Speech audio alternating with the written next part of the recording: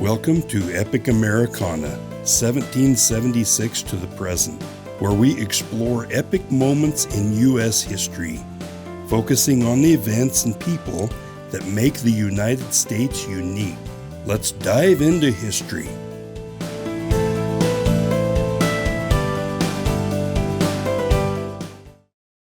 It was 1976, and I was invited to float Idaho's main Salmon River on an early spring training trip for Western Rivers expeditions. Those were the days when Jack Curry owned and ran the company. Jack's son Steve, Joe Van Leeuwen, and a few others needed some extra training hours, so we set out for a leisurely 5-day trip on the river, from Corn Creek to Riggins. A trip down the river was always filled with excitement. Decent white water was the main attraction. The wildlife and scenery were spectacular, but the chance to meet and visit with one of the last remaining mountain men in existence was what excited me the most. The name Sylvan Ambrose Hart might not mean anything to most folks, but like a lot of famous people whose names were changed to fit their image, people simply don't recognize them by their real names. But in Idaho, 50 or 60 years ago, if you asked anyone along the Salmon River if they had heard of Buckskin Bill, the answer would probably be yes. In 1932, Hart left civilization and headed for the hills, literally. He found 5 Mile Bar on the main Salmon River and decided to stay. There were no roads, no telephones, no nothing that resembled civilization. The nearest community was 40 miles away, and you had to walk to get there. There were, however, some old frontiersmen living nearby, leftovers from the horse and buggy generation, who had settled in the area long before the Industrial Revolution took over. But Hart was young, and they were old. It wasn't long before he was the last one living in the neighborhood of thousands of acres of forest and wilderness. According to one report, Hart took a reporter to the exact spot and pointed out the place where he had lived when newly come to the salmon in 1932, sleeping under a tree and doing his baking in a stone oven. His land was a placer mining claim then, and Hart bought 50 acres for $1. The time lapse from 1932 to when my boat pulled into the back eddy and drifted up to Buckskin Sandbar was exactly 44 years. In that time, Hart evolved from a newcomer to a legend. It wasn't long before his fame spread far and wide, all along the river corridor, and into numerous magazines and books. Even a writer for Sports Illustrated in 1966 had to meet and write about the legend. Before long, someone started calling him Buckskin Bill, and the name Sylvan Ambrose Hart drifted out of memory. According to his own history, Hart spent a lot of time in the early days with those old frontier neighbors, picking their brains for all the information he could gather on living and thriving in a remote, unforgiving environment. He was a smart guy and remembered and applied what they taught him. Of all the famous people from Idaho, Buckskin Bill is arguably the most unique. Who could argue with that? Anyone who met him saw his place on the river, viewed his medieval suits of armor, including his Spanish conquistador helmet, his handmade flintlock rifles, knives, and cannons, or his specially built rock fortress on the hill above his cabins. They would know he was a man to be reckoned with and respected. People like Sylvan Hart don't come along every day. What would make a person want to live a solitary life, alone, in the wilderness of Idaho? Every person that pulled up to a sandbar asked the same questions. What is his story? Where did he come from? And what led him to that spot on the river? Humans are social creatures, they surmised. Holding up as a hermit along the Salmon River, famously known as the River of No Return, could get dreary and lonesome. In one of his many interviews, Hart related this story regarding people coming around his place. He said, 5 Mile Bar is the only place on the river with good firewood. That's because there's never been a woman here. A woman sits around the stove all day burning fuel.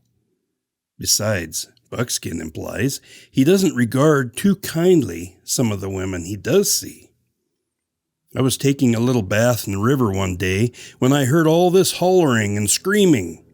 I had just had time to get on my long red underwear, and these women came around the bend yelling that their rubber boat was leaking.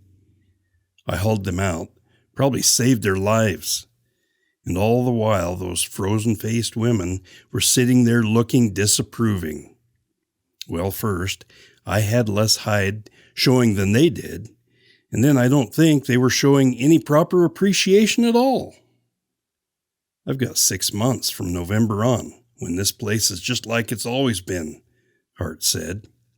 Nobody visits, and I get mail twice a month. If I want to go anywhere, I put a pack on my back, get my gun, take off, and stay as little or as long as I like. What more could you want? He spoke that for the Sports Illustrated article. As I walked up the sandbar and approached an old assortment of log shelters, partially hidden beneath a grove of trees, I saw a medium-sized man wearing Western clothes and topped with an oddly shaped hat emerge from one of the cabins. He was shorter than I imagined, and he looked a lot less intimidating.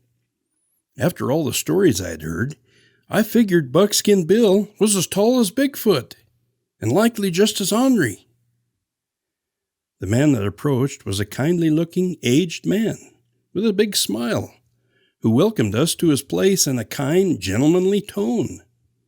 His conquistador helmet seemed as natural as the rock fortress jutting out on the face of the hill above. Buckskin Bill remembered Steve Curry, and during the introductions and small talk, Buckskin commented how pretty Steve's wife looked. "She's welcome to stay here with me, and you can pick her up next week," he said jokingly. "Nah, she'll stay with me," Steve said with a wry grin. His wife made no reply, but her eyes and facial expressions said exactly what she thought. I made a mental note regarding the oddity of the two men talking about an intelligent grown woman like she wasn't even there. We were all invited into Buckskin's cooking cabin.